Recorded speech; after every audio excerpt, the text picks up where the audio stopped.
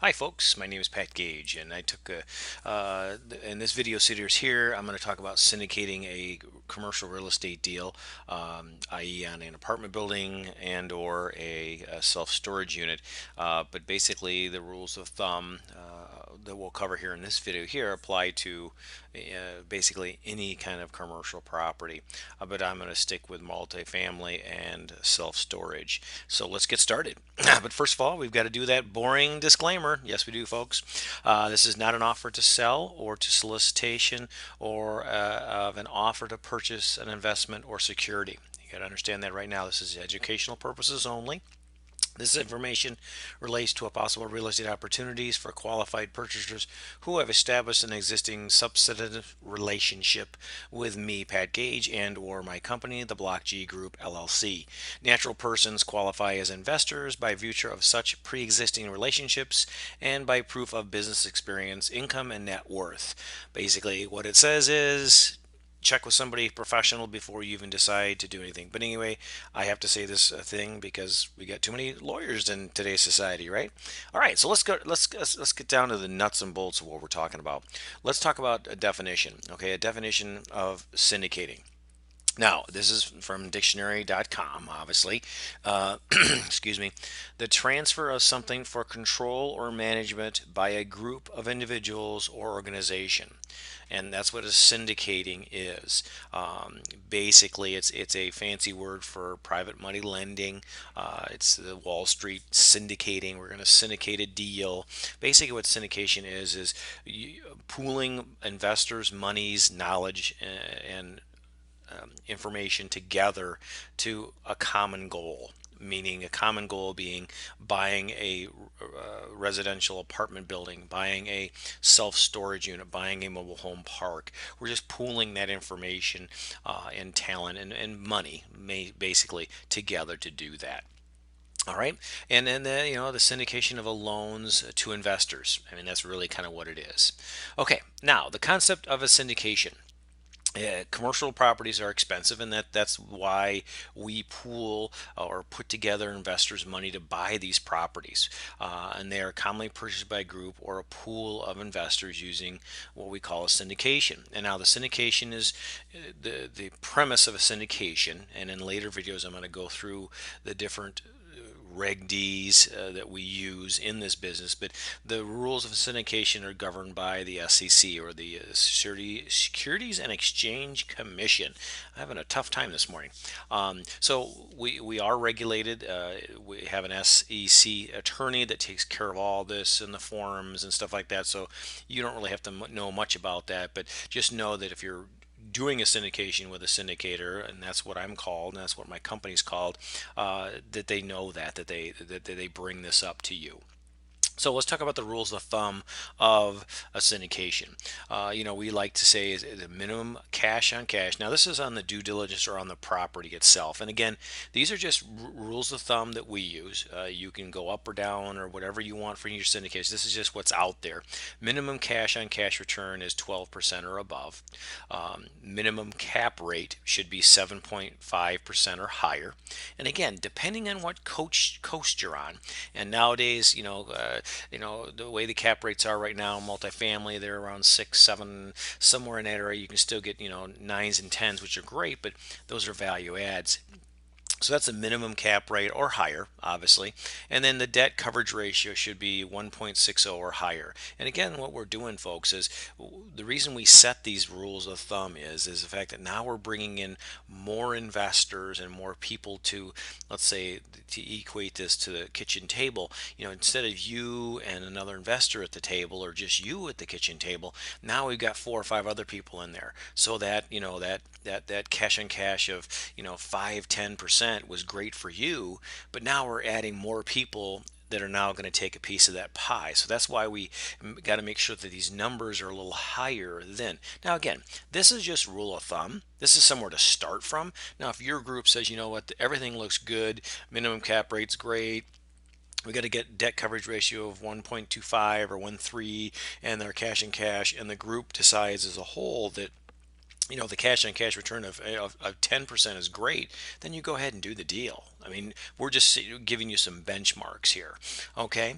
Buyer closing cost typically average about 5 to 6% of the purchase price. Just again, these are just stuff to scratch down on a piece of paper and kind of, shoot for these. Multifamily expenses, are 50% of the total income. That's uh, that's an industry-wide rule of thumb, is multifamily expenses are 50% of the total income. And so if you see a multifamily that is higher than that, there's an opportunity. And again, if it's lower than that, then you start, it's an opportunity possibly, but also start asking questions. Why is it so low? And again, a lot of this stuff has to do with your due diligence. A lot of this stuff is stuff before you even get and go and talk to investors. So these are kind of the rules of thumb before you even put together your syndicate. Okay. All right. For self storage, expenses are roughly industry area about 42% of total income. All right. So then again, higher, lower, opportunity, right on. Well, you still look at it, but this is just kind of rules of thumb for you to kind of go by. Seller closing costs average about 1.5% of selling price, plus they pay the broker's commission as well. And again, this is kind of all stuff that when you're looking at an opportunity, you need to have these numbers in your spreadsheet and kind of put these numbers in there. So you can say, yeah, this looks good, or wow, expenses are at 60%. I was doing an evaluation on a property last week, and his total expenses were 30%. I mean, okay, well, where's the rest of your expenses? Well, come to find out in talking to the owner and the broker, and there was stuff that he doesn't even do marketing, stuff like that, that he runs another business out of there, and that's what you go. But if I didn't have that benchmark to look for, I would have never known to ask those questions. I would have said, "Oh, great, 30%. This is a deal, awesome," and raced in there and said, "Okay, cool, I'll buy it." This is what hopefully these videos will give you to do. And again, these are for educational purposes. I don't, please consult somebody professional before you go out and buy these properties. Do not take my word for this here. These are just rules of thumb, industry standard type of things you need to do. Okay, next thing is to oversubscribe. Okay, because what's going to happen, and the reason we say oversubscribe, or what subscribers subscribe is getting investors to say yes to your subscription. When you put out, in future videos, I'll go over this with you. When you go out and put an opportunity in front of an investor, people are going to say, "Oh yeah, that's great, that's great." Oversubscribe, get more yeses than you need, because from my experience and from most people that I talk with is, people who say yes today, they cut out, and 2 weeks later they got something come up and stuff like that. So get more people saying yes than you need. Not going to hurt anything, because at the last minute people will fall out. Okay, creating a waiting list for your investors, for who wants to be in the next deal, is an awesome way to do it.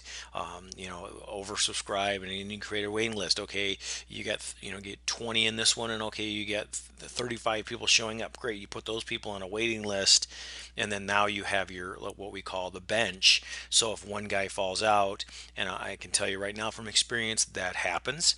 I've had that happen twice so far, knock on wood, where we almost, we got down to the ninth inning and we thought we were all locked up, and somebody comes, "I need my money back. I need my money back. I can't do this," or, "Oh, I didn't send it in," or, you got to have people that commit, meaning you got to oversubscribe and get these people to wire their money to the escrow accounts, and then that way they're in. Okay, so there's just typical rules of fun.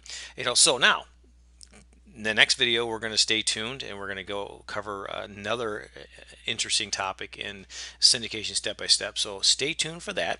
But really, what are we doing? Let me kind of show you a little bit of what we're doing and kind of tell you what we're doing. Well, we're in buying mode, folks. We are ready to go. We are rocking and rolling. We're buying all over the USA for self-storage and multifamily properties. So that's what we do. We buy and sell multifamily and self-storage. Now, how can we help you?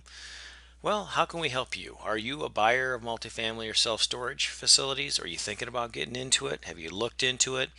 Do you have a deal right now that not really sure about? You need somebody to JV with, a JV partner, or do you just want somebody to give you a big fat referral check? We love doing that as well. If you have something that just want to flip to somebody and the numbers look good, get a hold of us. Let us know, and we'll look over it and see if we can give you that big fat referral check, because nothing makes us happier than giving people big checks. Okay, what you can do is you can email me at pat@opportunitycreator.com and tell me what's going on, and set up a call and let's talk and see what we can do together, and see what's happening with that. With that being said, the next steps for you on this video here is go ahead and sign up for our newsletter. We do a monthly newsletter. We do not spam you with a whole bunch of emails. It's usually once a month about what's going on, what we're doing, what project we're working on. So go to opportunitycreator.com right there and sign up for that. You can also as well email me about any opportunities that you have, or just want to talk, or we can meet in person if you're in southeastern Michigan through your travels, or you live here. Give me a call, give me an email, I should say, and let's take a look and we'll sit down and talk. But anyway, listen, I've had a great time. Thank you very much for your time, and look forward to the next video. Thank you very much.